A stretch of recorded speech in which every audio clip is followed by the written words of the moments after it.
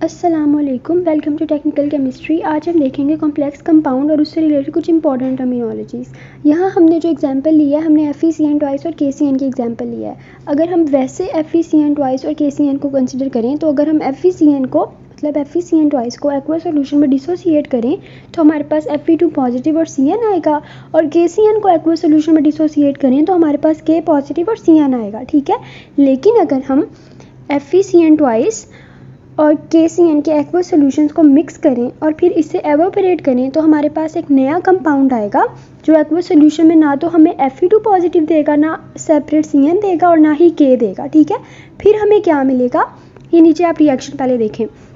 FeCN twice और KCN को 4 KCN लिए, इन्हें मिक्स किया तो हमारे पास क्या बनेगा, K4 FeCN ऊपर 6 है। ठीक है, और फिर जब इसे फर्दर हमने डिसोसिएट किया है तो हमें 4K पॉजिटिव और फिर Fe और Cn अलग अलग नहीं मिले, हमें एक कॉम्प्लेक्स साइन मिला है Fe, ये जो है। ठीक है, FeCN6 और ऊपर उसकी 4 नेगेटिव चार्ज है। ठीक है, तो इस केस में हमारे पास ये जो है ना FeCN6 रेज़ टू पावर -4, ये हमारे पास कॉम्प्लेक्स साइन है। और ऐसे कंपाउंड जिनमें कॉम्प्लेक्स आइंस होते हैं, ठीक है, और जिसमें जो इंडिविजुअल आइंस होते हैं ना वो अपनी आइडेंटिटी रिटेन नहीं करते, बल्कि एक इंडिविजुअल जैसे एक A पॉजिटिव आया और एक हमारे पास कॉम्प्लेक्स आइन आ जाएगा। ठीक है, मतलब ऐसे कंपाउंड्स जिसमें हमारे पास कॉम्प्लेक्स आइंस होते हैं उन्हें हम क्या कहते हैं, कोऑर्डिनेशन कंपाउंड्स या कोऑर्डिनेशन कॉम्प्लेक्सेस। अच्छा, अब कोऑर्डिनेशन कंपाउंड या कोऑर्डिनेशन कॉम्प्लेक्स में हमारे पास दो केसेस हो सकते हैं, ये दो। ठीक है, या तो हमारे पास सिंपल कैटाइन और कॉम्प्लेक्स एनाइन होगा, या कॉम्प्लेक्स कैटाइन और सिंपल एनाइन होगा। अच्छा, अब हम कॉम्प्लेक्स कंपाउंड्स के कोऑर्डिनेशन कॉम्प्लेक्सेस के कंपोनेंट्स देख लेते हैं। सबसे पहले हमारे पास क्या है, सेंट्रल मेटल एटम। ठीक है, अच्छा, जो भी हमारे पास कोऑर्डिनेशन कॉम्प्लेक्स या कोऑर्डिनेशन कंपाउंड होता है ना, उसमें हमारे पास एक या एक से ज़्यादा भी हो सकते हैं, लेकिन ज़्यादातर नॉर्मली एक हमारे पास पॉजिटिवली चार्ज मेटल एटम होता है, जो हम कोई ट्रांजिशन एलिमेंट भी ले सकते हैं। ठीक है, नॉर्मली ट्रांजिशन एलिमेंट यूज़ होते हैं। ठीक है, मतलब कोऑर्डिनेशन कंपाउंड के सेंटर में मोस्टली हमारे पास एक metal atom positively charge transition element होता है, जिसके अराउंड बाकी एटम्स उससे जुड़े हुए होते हैं। ठीक है, उसे हम क्या कहते हैं, सेंट्रल मेटल एटम या सेंट्रल मेटल आइन। ठीक है, जैसे हमने पीछे एग्जाम्पल कंसिडर की थी K4 FeCN6 की, तो इसमें जो हमारे पास पोटाशियम है ना, ये सेंट्रल मेटल एटम है। ठीक है, ऐसे ये जो एग्जाम्पल है AgNH3 ट्वाइस Cl, इसमें हमारे पास जो Ag है ना वो हमारे पास सेंट्रल मेटल एटम है।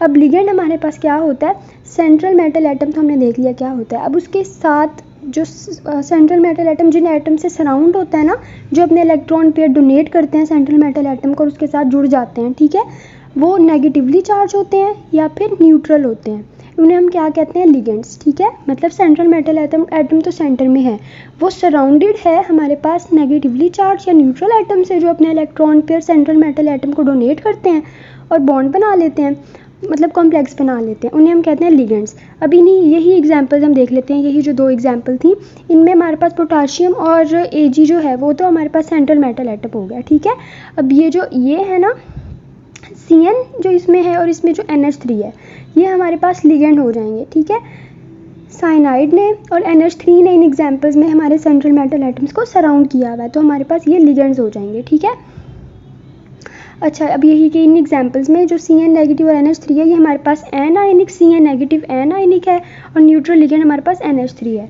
ठीक है, अच्छा, अब लिगेंड हमारे पास मोनोडेंटेट भी हो सकते हैं, मगर मतलब अगर एक लिगेंड है हमारे पास, वो एक ही इलेक्ट्रॉन पे डोनेट कर सकता है हमारे सेंट्रल मेटल एटम को, तो वो मोनोडेंटेट होगा। अगर 2 इलेक्ट्रॉन पे डोनेट कर सकता है तो वो बाइडेंटेट होगा।